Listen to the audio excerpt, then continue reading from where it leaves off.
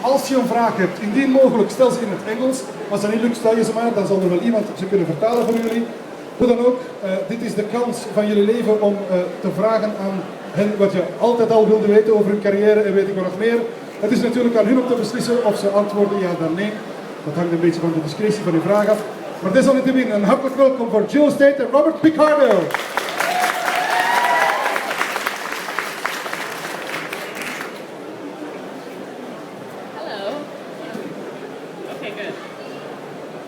Hello. Can you hear us? Can you hear us? Sort of? Good enough. Well, thank you all for coming.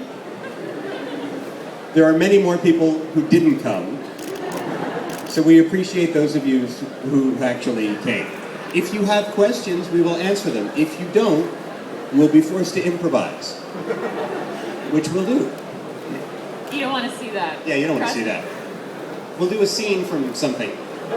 Plaza Suite. I don't know what that is. Anyway, do you have questions? Yes. You're wondering why I'm so impossibly beautiful in person. Let me answer. The film and television does not do me justice. In order to really appreciate my extraordinary natural beauty, you must see me live. Is that the, do you have another question, sir? I have a second question for you. Yes. So, besides the first question you already answered, you, if I understand right, you auditioned for Neelix first. Aren't you glad you didn't get that role? And if you had to do it again, is there any other role you would have chosen besides the EMH? All right. I'll repeat the question, but the next question will be for Jewel, since this one's for me. Originally, It's okay if it's not. No, it's not. Originally, I was asked to audition for the Doctor in Star Trek, and I read the script, and the character had about 9 lines in the pilot, and he was described as colorless, humorless, a holographic projection of a computer program. Now, does that sound like a barrel of laughs for 7 years? So I asked to audition for Neelix. I knew he was humanoid, but I'm thinking little pointy ears. I didn't know he'd have 3.5 hours of makeup every day. And I came this close to getting the part. It was between me and Ethan Phillips for the part of Neelix. So I dodged a bullet. I saved myself 5,400 hours of my life that I would have been in the makeup chair. And I would have gone insane and murdered someone, I promise you. Then after I didn't get Neelix, they asked me to audition for the Doctor. And I said, I really don't get the joke, but I'll try. And I'm entirely certain the reason I was cast is I made a joke at the audition. They were looking for someone funny. They had auditioned 900 actors, is what they told me. But the part really wasn't very funny, the 9 lines. So I ad-libbed one joke that I am convinced got me the part. The last scripted line, remember the Doctor was a program that you were supposed to deactivate him, turn him off when you left sickbay. And he didn't like it if you left him turned on. And I don't mean turned on the way those of you who are looking at Jewel are. I meant that, I meant turned, you know what I'm saying. You got, so in any case, when the last scripted line came out of my mouth, which was, I believe someone has failed to terminate my program, I took a long deadpan look at all of these 60 people watching me audition, and I said, I'm a doctor, not a nightlight. And because of that cheap joke, I was hired. So I recommend cheap jokes.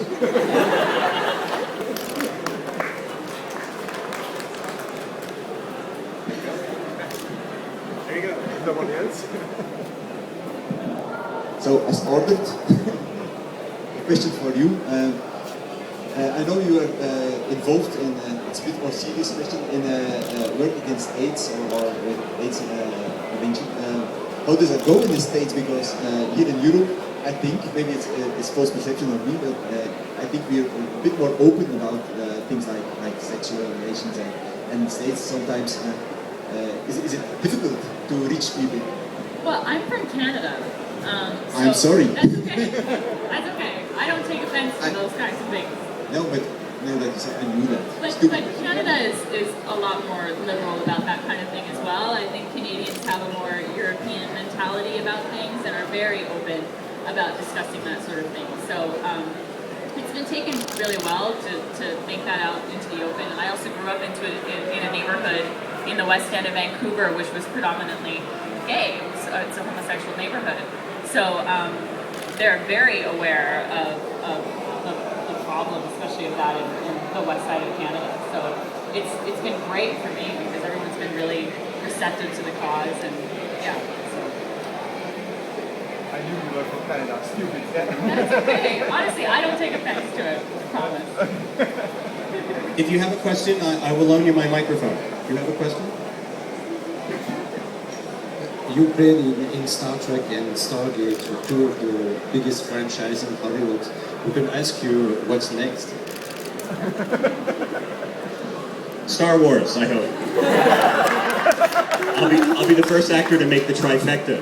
You know what the trifecta is? If you go racehorsing, the betting on racehorses in the United States, if you pick the winners of 3 races in a row, you win the trifecta. So I've been in Star Trek, Stargate. Now I need, either that or Star Search.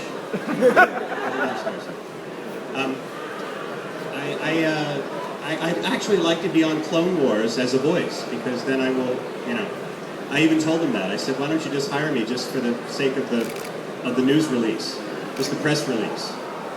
How bad could I be? Apparently bad enough that they wouldn't hire me. So I haven't been hired yet. I do cartoon voices and stuff like that, and video games. I just did World of Warfare, World of War. What? World of Warcraft? That's witchcraft. Is that what it's called? World of War Special Ops. I don't know what it is. I just played the Secretary of Defense for John F. Kennedy, Robert McNamara. It was motion capture where you wear the funny suits and all that. It was very cool. Not as cool as this. But cool. Who wants my microphone? We need a microphone runner. Do you know what a microphone runner is? That's you. Yes.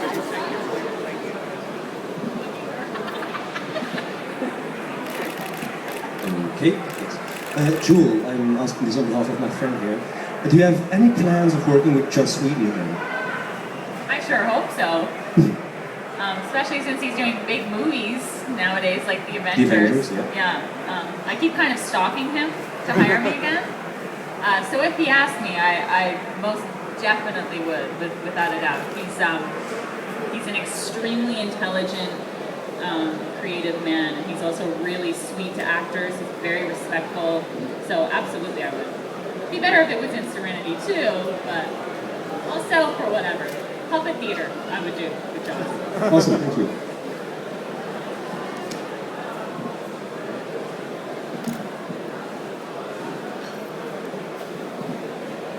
As a doctor in Voyager, you are given multiple names. What was your favorite one? Let's see. I was Mozart, I think, for a while, wasn't I? For like one show. I would say Mozart. That's pretty cool. I wasn't crazy. The one, Schmullis. Remember Schmullis? Sounds not like a name. It sounds like a foot disease. Doesn't it? Or it sounds like a skin problem. So I didn't like that one. However, the woman who named me that, do you remember the 6-foot blonde girl, Freya? She could call me anything she wanted.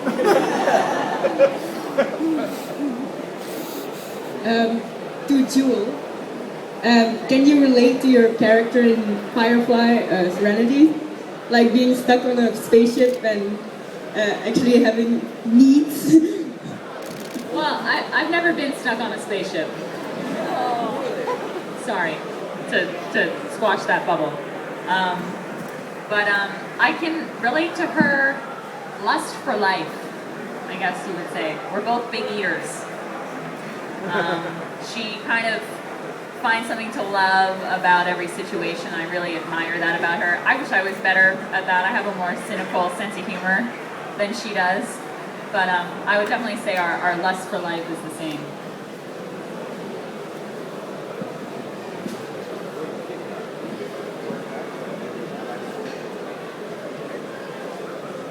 on the set of Stargate Atlantis, which actor was the most distracting, which made you laugh a lot?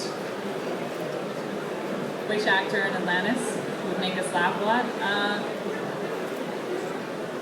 I would say it's a cross for me between David Hewlett and Amanda Tapping. Just because, and especially when the three of us are in a room together, it's kind of mayhem, and I'm embarrassed at the way we act and how much time and money we waste, because all we do is laugh hysterically.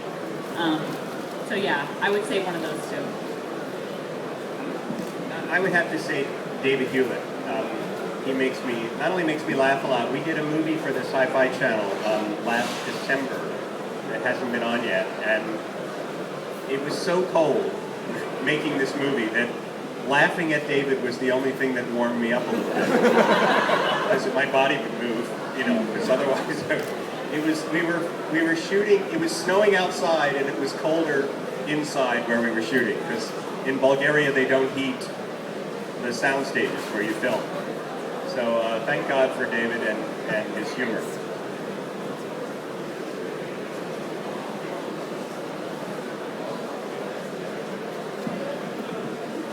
At the 4400s, you played a doctor with some quite bizarre possibilities. What had you choose if someone asked you? I missed the beginning of your question. Well, at 4400s. 4400s? Oh, I was on the 4400. Yes. I have no idea what I did on it, but I didn't play a doctor, did I? Yes, a doctor too. I did not. On the 4400? No, I wasn't a doctor. 4400s? I was? Yes. Well, clearly I have a lot to say about it. I don't think I was a doctor. I was somebody who had perspiration. My perspiration made you lose weight if you touched my perspiration. And my daughter, who was overweight, ended up dying, right, in the episode. But I wasn't a doctor. I was just a sweaty guy. I was a sweaty guy who exploited his sweat. It was a very sick, bizarre episode, and I'm sorry you brought it up. If you could choose something else, what would it be? Other than my sweat making people die? I would say my sweat making them live. I don't, if I could choose something else. You mean a special power? I get it. Okay, so forgive me, now I understand. If I could choose a special power, what would it be? Well, there was a time when it would have been being irresistible to women. Now I would say the ability to find really comfortable shoes. Or perhaps having my hair grow back suddenly one morning might be nice. Or to have my wife bring me a cup of coffee once in 26 years. No, I'm kidding. Not a lot, but no, I am very grateful. I have a very nice life. I have 2 beautiful children and 2 really ugly ones. No, I'm kidding. I have 2 beautiful children. Sorry, these are Henny Youngman jokes. I'm going to stop now. I'm going to stop. This one is a duel. In season 3 or 4 of Stargate Atlantis, when you became, or when you got scripted, you became the chief medical. What went 2, 3? You were you like, oh my god, I got the major script part, and were you like, oh no, not again? What was my reaction when I became the doctor on the show? Well, I first started out as a wraith, obviously, and when I got that job, I had never seen the show. I didn't know what a wraith was, so I was all gung-ho about it and didn't realize it took 3 hours of makeup. It's kind of similar to your story, actually. And they said, would you be willing to come back to the show at some point? And I said, sure, I just don't want any prosthetics at all, ever. And luckily, a year later, they called and they had the role of the chief medical officer, and I had no prosthetics to wear, so I was like, I'll be there. So I was thrilled. I was really, really excited about it.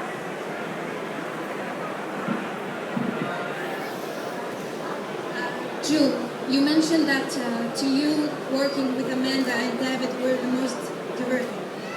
Exactly to you in trial, what was the most professionally and personally challenging in this episode and the way you filmed it? For trio, The hardest part about filming that was the room itself. It really was a tiny, dark, dusty, dirty room. Like it was the kind of room where at the end of the day you blow your nose and like black stuff comes out of your nose. It was gross. And then they had us in these harnesses under our clothes when we were walking along the beams, so we wouldn't fall and die, obviously. And they were super uncomfortable. A harness is just like, how would you describe wearing a safety harness? It's hell. It's hell, and also, well, if you're a man, it supports you. Let's put it this way. It's not good.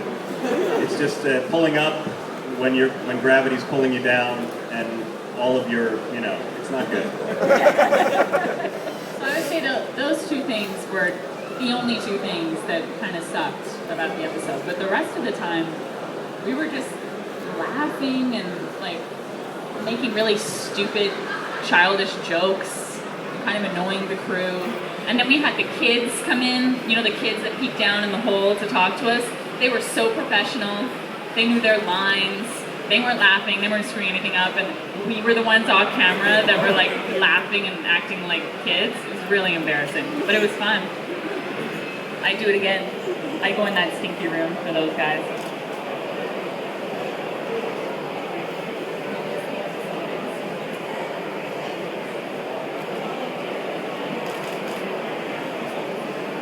I have a question with you.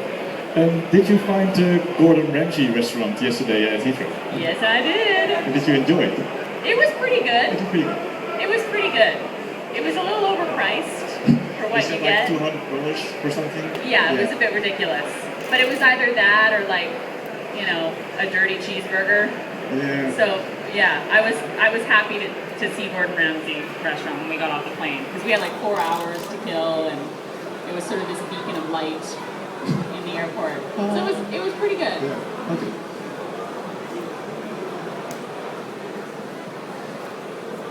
I was just wondering, do you still keep in touch with many of your co-stars on Star Trek? Yes. As a matter of fact, all the men get together for dinner. We call it the Boy Boys, about 2 or 3 times a year.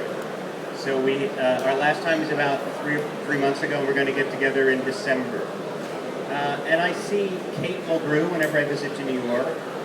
I saw Jerry Ryan this past July. Jerry has a 3-year-old baby now. Jerry Ryan's doing a series with my former co-star from China Beach, Dana Delaney. So my dream is that they've spent 2 minutes talking about me at some point. Hi, I have a question for you. I wondered how it was like to work with Nathan Fillion. There's another jokester. Nathan's a really good friend of ours. He was actually the best man at our wedding. We're very, very close. And he knows just what to say in order for me to screw my lines up and start laughing. He also loves to play pranks on me. He's constantly pushing me downstairs, things like that. Things that older brothers do to their little sisters. But I love him a lot. He's also very protective, like an older brother is, and yeah, he's a sweetie pie. He actually worked with him too on Castle. Do you have a Nathan Fillion story? I think he was a bit of a fan of Star Trek. He may have been, because I got the feeling I was there because of him. And he was very charming to me, nice, funny.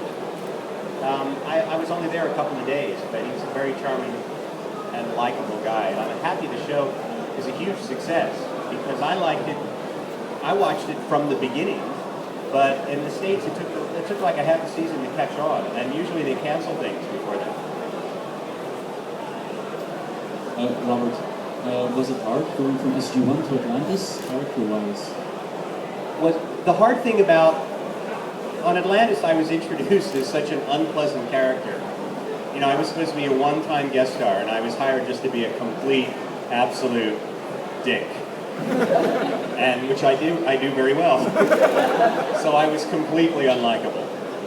Except the producers kind of liked me off camera. They chatted me up, and then they brought me back again, and slowly made me less and less of a complete dick. The second time I was on, I was a complete dick who meant well. And then they kept rehabilitating me, gave me a sense of humor, and eventually when they asked me to take over the Atlantis command, I said, you know, we've said I'm a jerk, I have no people skills, I'm a coward, I run away from fear, I'm danger, faster than anyone else. I think it's an odd transition, and they said don't worry about it. So I'm glad I didn't, because I had a really great time. One more question. Last one. This is for Robert. I don't know how many times you said, please state major to medical emergency, but wasn't it irritating or anything at all? Was it irritating? Yeah, I say it so many times. Early on, it was a little irritating. You know, it was irritating earlier today when Jewel complained about how much technobabble she had on her show. But let's face it, guys, who really had the technobabble in sickbay, right? I was like, you don't know. I had speeches like this long, that long, and I would be interrupted by Captain Janeway going, "What are you saying, Doctor?" And I'd be like, "I just said it! I said this!" And then I would talk again for another paragraph. And the great thing about being on Stargate is suddenly I was the boss. And everybody was reporting to me. That's the way to go.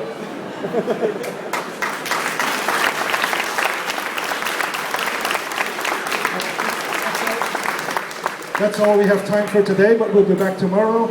And obviously, Robert and Jill will be back at their table. If you want to get an autograph or chat with them a little, feel free. Please, one more warm applause for Robert and Jill.